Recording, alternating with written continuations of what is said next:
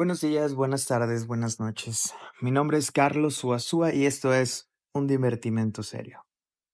Hola, ¿qué tal a todos los que me escuchan el día de hoy? En el día de hoy me gustaría abordar, a propósito del Día de Muertos, que a pesar de que ya sucedió, ya pasó, me han informado hace muy poco, hace unos 10 días quizá, la persona que me lo comentó tuvo una experiencia muy singular en la casa de un familiar cercano. Las cosas sucedieron así. Esta persona se disponía a retirar, levantar, quitar el altar de muertos, a lo que justamente la persona dueña del lugar, y que cabe recalcar, es yucateca. Esto es un punto importante debido a que no todos los estados de la República Mexicana tienen la misma concepción del Día de Muertos. Entonces, en la cultura maya, lo que es denominado el Hanal Pichán, al parecer, según lo que se le corrigió a la persona que me cuenta esta anécdota, es justamente que no se quita el altar de muertos o el altar del Hanal Pichán hasta muy posteriormente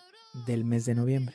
Me refiero casi a finales de noviembre. ¿Qué quiere decir esto? Que mientras que en otros estados de la República quitar el altar es algo que sucede por ahí del 3, 5, 8 de noviembre, incluso podríamos decir del 15 de noviembre, al parecer hay distinciones muy interesantes con respecto al Hanal Pichán y no dudo que también con otras formas de llevar a cabo estos altares, tradiciones y rituales hacia los muertos. Bueno, tomando en cuenta esto y que es un podcast de psicoanálisis, mi interés fue llevado justamente hacia un punto inicial del texto Erótica del duelo en tiempos de la muerte seca que escribió Jean Alush. No me voy a detener en el conjunto completo del texto, solamente una pequeña parte que es sumamente interesante de tomar en cuenta. En la página número 11 menciona lo siguiente: denominar pequeño trozo de sí a ese precious instance of itself debería ayudarnos a expresar su función en el duelo, acerca de que la muerte sea capaz de otorgarle su estatuto de objeto perdido. Por el momento solo ofrecemos como prueba una historieta tanto más ejemplar en la medida en que ocurre entre niños, con la implacable ausencia de piedad observable en determinados acontecimientos de los años de escuela.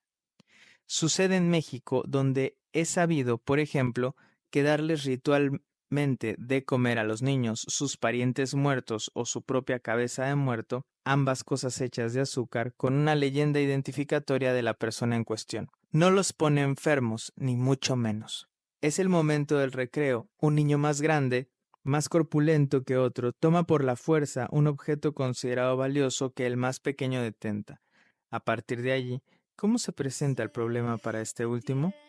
Por cierto que no puede acusarlo, es contrario a la moral de los niños, pero tampoco puede someterse lisa y llanamente a la ley del más fuerte, aceptar una pérdida que no ha consentido. De otro modo, también se rebajaría en el sentido de que quedaría bajoneado. ¿Y entonces cuál será su acto? ¿Cómo se decidirá? Ahora bien, hay una solución mexicana, como prefabricada, y que proviene directamente de la notoria apertura hacia la muerte, tan característica de esa región. Así, aquel a quien alguien más fuerte le ha quitado el objeto, elevado a la función de objeto deseable, de agalma, por ese mismo robo, aquel que entonces es violentamente transformado en deseante, en Erastés, cuando se paseaba tranquilamente como portador del objeto maravilloso, como el erómenos que quizá no sabía qué era. Puede decirle al usurpador, que te sirva de vela, sobreentendiendo, aunque la cosa es tan obvia que no hace falta decirla, que te sirva de vela para tu entierro. Después de esta frase, ha sido articulada por el débil, el más fuerte no le salta al cuello para estrangularlo ni le da una paliza. Por el contrario, todo sucede como si debido a la formulación de ese anhelo, ya que lo es, en su debida forma de subjuntivo, los dos participantes de ese intercambio hubiesen quedado exentos aun cuando verdaderamente ha ocurrido un acontecimiento, dado que se ha realizado una modificación, dado que el Erastés se ha vuelto eromenos y el eromenos Erastés. A pesar de la violencia del acto sufrido, incluso de la violencia, que no es la misma, de la reacción ante el acto, del reacto, lo esencial sigue siendo que ha habido un fin. Luego de la proferición de la réplica, el asunto está cerrado. Cada cual puede irse y dedicarse a sus ocupaciones. No habría pasado lo mismo si, como en Francia, la respuesta hubiese sido la amenaza. No te lo llevarás al paraíso.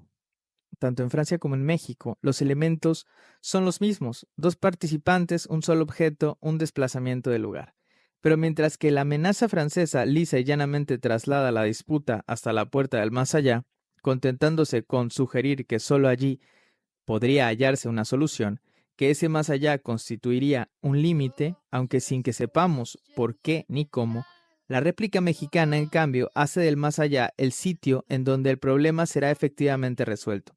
Dice cómo y mediante qué cosa está resuelto desde ahora en ese mundo.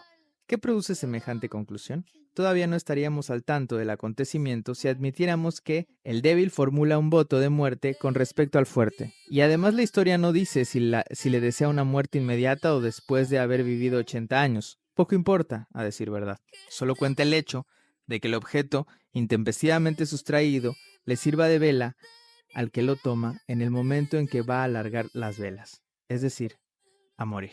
Este texto de Alush, ampliamente recomendable, sobre todo las páginas grises, donde cuenta algo muy importante sobre la muerte y que tiene que ver, a su vez, este libro, con el fin de análisis. Si tienes algún comentario, duda o sugerencia, espero que me escribas al correo suazua.carlos@yahoo.com o un mensaje privado a nuestro Instagram @undivertimentoserio. Gracias por escuchar. Hasta luego.